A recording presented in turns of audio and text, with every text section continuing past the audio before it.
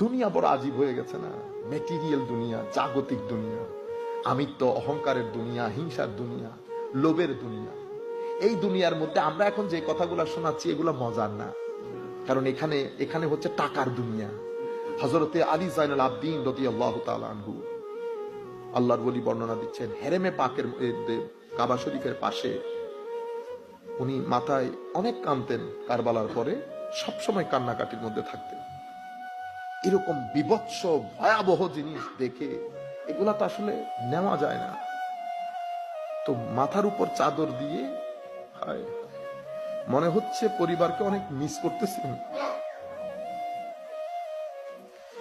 ইমামে হুসাইন রাদিয়াল্লাহু তাআলা আনহু, পরিবার পরিজন, এতগুলা মানুষের শাহাদা, এত নির্মম ভাবে শাহাদা। দেখতেছেন না কি বলে, আকবাদুনা মাজরুহাতুন মিন সাইফে হিজরিল মুস্তাফা। হুজুর, আকবাদুনা মাজরুহাতুন, আমাদের সিনা বিদীর্ণ হয়ে গেছে ইয়া রাসূলুল্লাহ। মিন সাইফে হিজরিল মুস্তাফা, আমার নবীর বিচ্ছেদের তালোয়ার আমাদের সিনাকে কেটে একেবারে বিদীর্ণ করে দিয়েছে।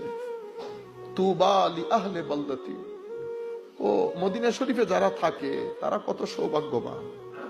ইন্নিল তায়ারি হাসাবা ইয়াওমান ইলা আরদিল হারাম, ইন্নিল তায়ারি হাসাবা, আই সকালের বাতাস